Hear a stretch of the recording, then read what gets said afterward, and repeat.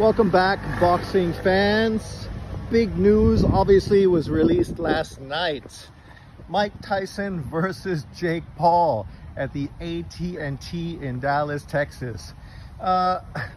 When I first saw the poster last night, I had to ask people to confirm if this was reality or some sort of joke.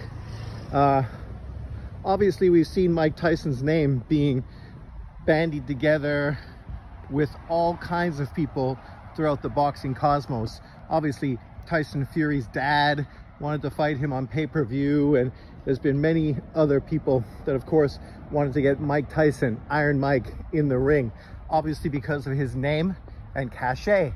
That's the thing about when you are a legendary fighter. Your name resonates throughout the boxing public, whether that's in America or abroad, but obviously more so in America, where Tyson has obviously transitioned, crossed over, did movies and TV shows, and is a superstar in the sport. What are my feelings and thoughts on this? Well, you know, I've never been somebody that was too interested in these YouTuber fights and all the build up and push towards that.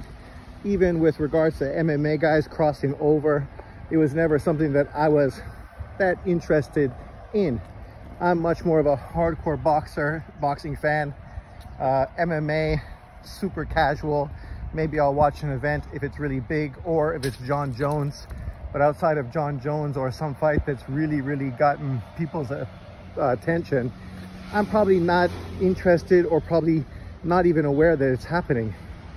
One of my coworkers who is more of a video game type of guy, he always lets me know what's going on as far as MMA fights and whatnot, because he's more on top of that than I am. When Ngannou crossed over to fight Fury, I thought it was a shit show. Obviously, this is the #1 heavyweight in the world taking on an MMA guy making a debut. Floyd Mayweather, I was never somebody who was critical of Floyd when he fought McGregor. The only criticism I had, it shouldn't have been on his record as a legitimate fight on his boxing resume. It shouldn't have made him 50-0 fighting an MMA guy making a debut. Even though obviously there was no world title on the line, he was basically retired and going for the cash grab. So we understood what motivated Floyd Mayweather and Conor McGregor to make that fight. The same way we understand why Tyson Fury was motivated to make the Ngannou fight, even though he was a world champion and you couldn't give him a pass like we gave obviously Floyd Mayweather. With Anthony Joshua this weekend fighting, he's in a similar position. He's not a champion. Obviously the big fight he had set up with Wilder fell through because Wilder got beat. Parker is now moving on from that big performance he had against Wilder to take on Zhang, which is probably the best fight on that card and definitely a very intriguing matchup. Now we get to more of this MMA type of stuff. I mean, ironically enough, Jake Paul just fought last weekend as well on the Amanda Serrano card. Serrano pulled out because of an injury, had a big weep session, this and that. I was not even focused on that card, could care less. I barely even knew that Jake Paul was going to be on that card fighting anybody. And now that he's bouncing back with Mike Tyson, obviously this is the kind of fight that's going to get a lot more attention. And you can see why these guys are doing it. They're going to make a bucket load of cash. And well, for hardcore boxing fans like me and you, this isn't really an intriguing fight. It's not the kind of matchup that really means anything. The worst thing that happened would be if Jake Paul actually beat Mike Tyson, right? That would be terrible to have Mike Tyson lose to some YouTuber. But at the same time, Mike Tyson is going to be 58 years of age on fight night. I'm 56. If I had to get into a boxing ring with somebody who's really kind of dedicated their life to boxing like Jake Paul has, so hats off to him. He definitely put in the work and did what he had to do to put himself in this position. So I do appreciate that he is a guy that, unlike his brother, isn't just capping for the cash, but actually is put in the work. But the best thing that could happen in this fight would be obviously Mike Tyson knocking Jake Paul the fuck out, right? This is something boxing fans have been asking for a long time. And so if Mike Tyson was the man to do that, the boxing world would be at peace. Kind of like if AJ easily beats and potentially stops Ngannou. Once again, the boxing world would be at peace. This is ultimately what should happen. AJ should beat Ngannou.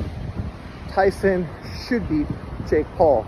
But you're talking about a guy who's literally 30 years younger, probably, than Mike Tyson. Sorry about the wind interference, if you can hear it. And 30 years is a big thing. Jake Paul's in training, he's fighting regularly. Obviously, he's not Mike Tyson, never will be Mike Tyson, never has a chance of being Mike Tyson.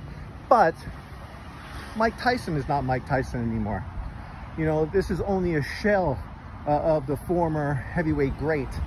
And because of our love and respect for Tyson, we still hold out hope that he still has enough in the tank to kick the shit out of a young whippersnapper like Jake Paul. And hopefully that's how things play out. But let me know in the comment section below, what do you think about this fight, about this matchup? Are you excited?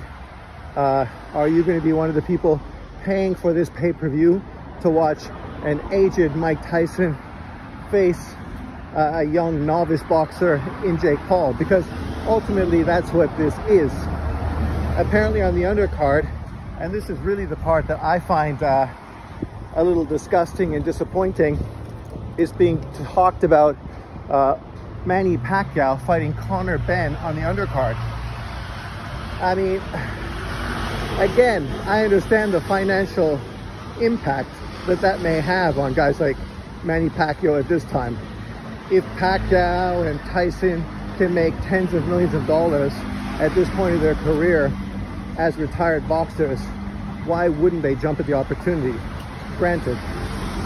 But for Conor Benn, a kid that hasn't proven anything, is physically in his prime, and should literally be fighting top level dudes at the 147-pound division or 154, why is he picking on and feasting on a 46-year-old retired fighter who obviously is far smaller in Manny Pacquiao? That's a fight that I'm not interested in at all. If the fight does get made, I hope Manny Pacquiao fucking beats his ass just to put people in their place. Because at this point, it's not really an intriguing fight. It's not really an interesting fight. Conor Benn is a professional and a top-ranked, top 10, 147-pounder. So, you know, it seems to be him just cherry-picking an old retired fighter with name recognition, hoping to sort of get a big payday. But I'd be far more interested in seeing him fight some legitimate opponents at 147. With Jake Paul, it's different. Nobody expects Jake Paul to be fighting legitimate top 10 ranked cruiserweights, right? You know, some of the people that speculate that maybe Jake Paul will fight Canelo Alvarez. That would make more sense for Jake Paul to chase after a fight of that nature, because it would be a big fight. It would make financial sense, and ultimately you would make tens of millions of dollars in a potential matchup like that. For Canelo, I mean, there's no excuse to fight Jake Paul at this point of his career. He's an undisputed unified champion, so nobody would want him taking on this level of opponent. We want to see him fight the best, whether that's a winner of Bivol Beterbiev, whether that's a David Benavidez, a Jaime Munguia, or whomever, but not feasting on easy opponents just because financially it makes sense.